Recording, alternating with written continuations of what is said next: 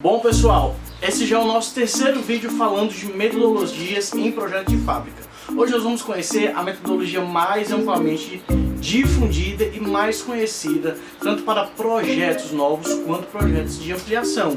É o SLP, o Systematic Layout Planning, ou Planejamento Sistemático do Layout. Se você quer entender ou conhecer um pouco mais sobre SLP, fica ligadinho no nosso vídeo. Desde já, deixa o seu like, se inscreve no nosso canal, ativa o sininho de notificações para não perder nenhuma novidade aqui no Produzindo.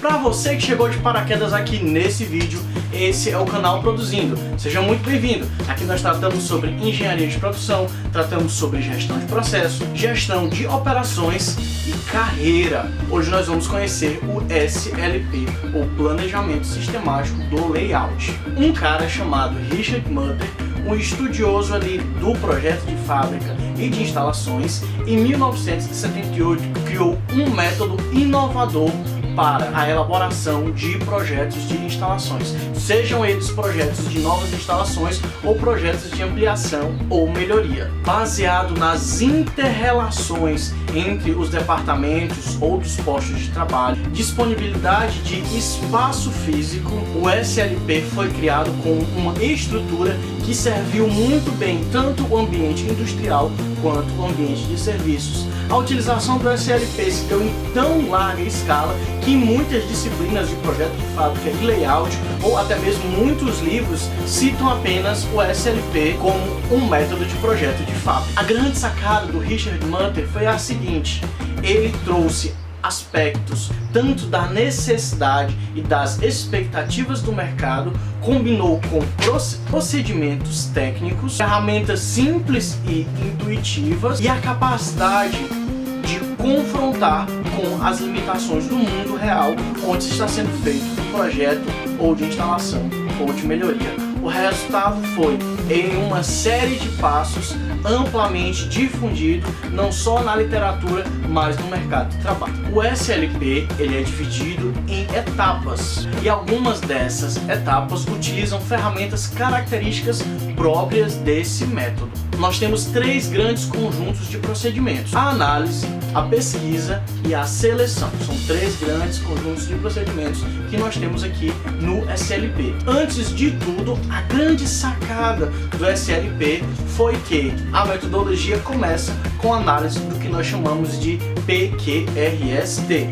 Já ouviu falar do alfabeto? Não, PQRST significa produto, quantidade, roteiro, serviços de suporte e tempo.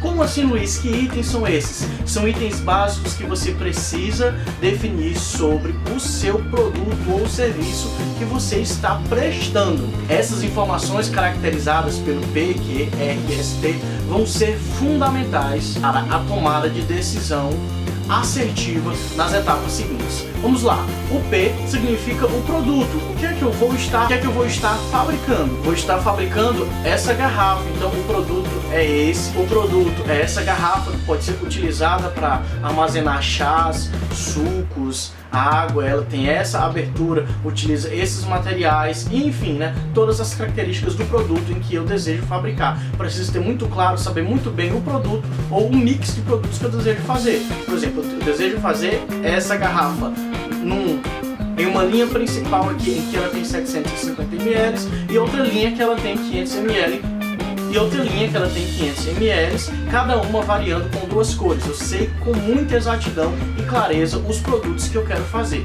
O segundo item, o que? Com relação à quantidade, em qual escala de produção eu vou desejar produzir esse meu produto, qual é a minha demanda mensal, qual vai ser a minha demanda semestral, bimestral. Nesse item, construa todos os questionamentos possíveis com relação à quantidade e escala de produção do seu produto. O terceiro item, que é o roteiro, nada mais é do que quais são os passos de fabricação necessários para a constituição da minha garrafa como esse produto final. Que tipo de polímeros eu vou precisar adquirir, que tipo de equipamentos eles vão precisar ser processados, com quais características e com quais especificações técnicas. o roteiro de produção daquele produto ou o roteiro, ou se tratando de serviços, talvez o fluxograma da prestação daquele serviço, quando eu estiver projetando uma clínica, um hospital, uma escola de inglês, seja o que for. O quarto item, que é o S, são os serviços de suporte. O que são serviços de suporte? Bem, na minha unidade de fabricação das minhas garrafinhas aqui, eu vou precisar de um laboratório para fazer uma análise X, para coletar uma amostra do polímero e fazer uma análise Y. Eu preciso disso ali dentro da minha linha de produção. Eu preciso de alguma ferramenta para fazer alguma aferição do processo produtivo.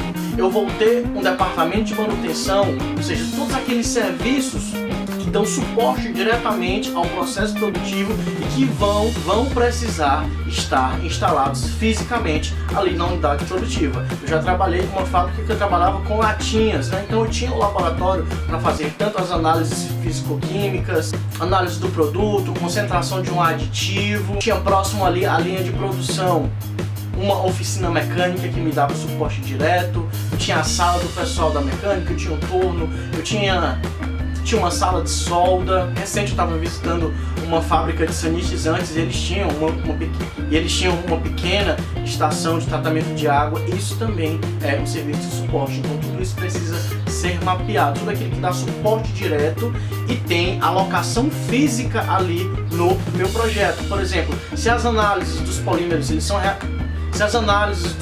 são realizadas em um laboratório que fica em outra cidade ou não fica diretamente na fábrica, ele não precisa ser levado em consideração nessa etapa do projeto, porque é tudo aquilo que precisa ter representação física, tudo aquilo que precisa estar no chão de fábrica, ali me dando suporte ao processo produtivo.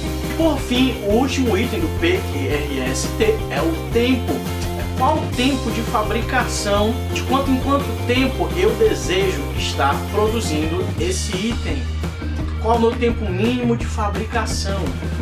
Então todas as variáveis relacionadas a tempo, desde já eu elenco elas para me darem suporte à tomada de decisão. Depois de elencar o PQRST, nós vamos trabalhar uma etapa com duas tarefas ao mesmo tempo.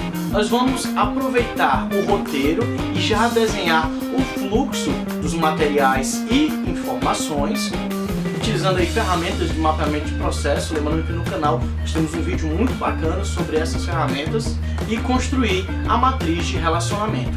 A matriz de relacionamento nada mais é do que, como está aparecendo aqui na tela, uma tabela na qual eu utilizo uma escala A, E, I ou X, em que do A é o item que eu tenho mais necessidade de proximidade e o X onde eu não tenho necessidade de proximidade, e eu vou relacionar todos os departamentos ou todas ali as minhas unidades de planejamento de espaço envolvidas naquele projeto, e desde já eu vou ver esse elemento precisa estar perto desse, ele necessariamente precisa estar próximo, é desejável ou é indesejável, como por exemplo um equipamento que é sensível, um equipamento que realiza uma análise precisa de estabilidade, ficar próximo de um equipamento que gera vibração, ou um equipamento que não pode receber tanto calor, ficar próximo de um equipamento que recebe calor, ou a proximidade de um laboratório onde eu tenho químicos, um depósito que eu tenho químicos de uma área que pode gerar talvez alguma faísca, como uma oficina. Então aqui eu vou, de maneira especialmente coletiva, classificar as relações de proximidade. Essa é a ferramenta que mais identifica o SLP. Apesar de ser simples e intuitiva, muitas vezes, ao simplesmente distribuir os departamentos em uma planta de um projeto, nós acabamos cometendo o que eu posso dizer que são verdadeiras gafes no projeto de fábrica, né? Às vezes nós chegamos e, meu Deus, esse depósito de químicos não podia estar aqui. Ou, gente, essa oficina ela poderia ser um pouco mais funcional para atender a linha de produção. Por que o laboratório está localizado aqui e o operador ou técnico precisa dar essa volta toda, sendo que ele podia ter uma abertura aqui que dava acesso direto até mesmo ao equipamento do processo produtivo? Então são essas coisas que nós analisamos desde já nessa matriz de relacionamento. Depois disso nós vamos para uma etapa que é o diagrama de interrelações. O diagrama de interrelações, às vezes ele é confundido com o diagrama de espaguete. Por quê? Como está aparecendo aqui na tela, eu vejo as principais rotas que existem ali em um departamento, em uma unidade de produção. do departamento.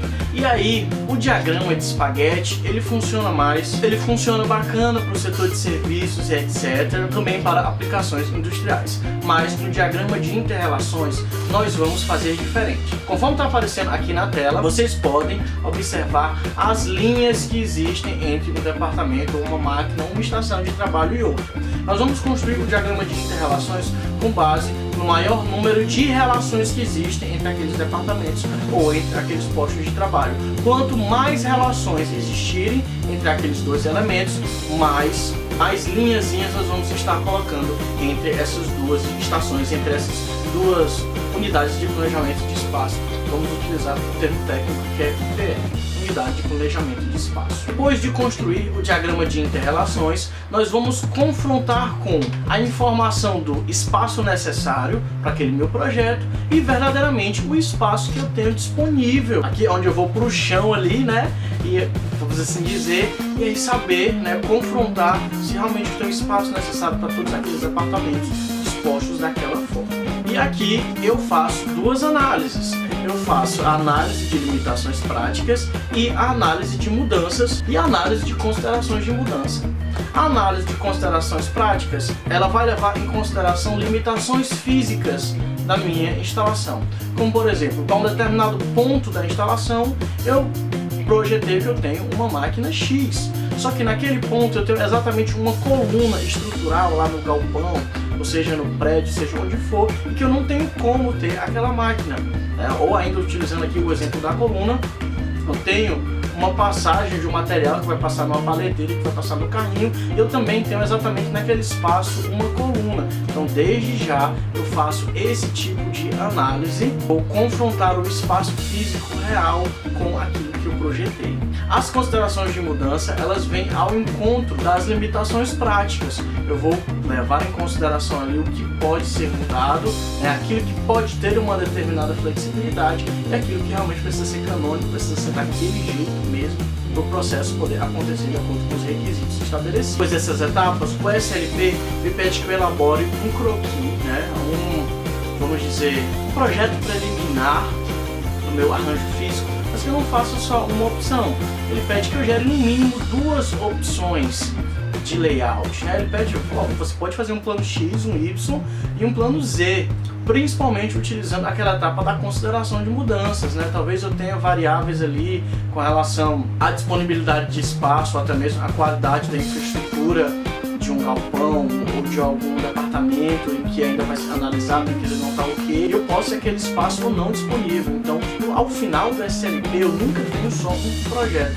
Eu tenho um projeto A, um projeto B, geralmente um projeto C, um croquis C, para, enfim, passar por uma etapa multidisciplinar de avaliação, em que todos os stakeholders do projeto, inclusive uma equipe multidisciplinar de engenharia, avalia a viabilidade daquele projeto para, enfim, selecionar a opção desejada. E aí, gostou do SLP? Ele é bem prático, ele é objetivo, simples e robusto. Foi isso que fez ele ser tão amplamente difundido e utilizado no mercado de trabalho. Agora, é claro que a gente tocou aqui só nos principais pontos, descrevendo de maneira bem sucinta. Mas se você quiser conhecer um pouco mais sobre SLP ou fixar esses conceitos, você pode fazer o download do nosso material gratuito que a gente preparou especialmente para você. E quiser conversar mais sobre SLP, sobre projeto de fábrica, você pode chamar a gente aí no seu evento, aí na sua empresa, também para a gente fazer um projeto junto. Temos uma equipe, temos parceiros e vamos até você. Aí saímos só da teoria aqui do vídeo, partimos para a prática. Do mais é isso, gente. Espero que vocês tenham gostado.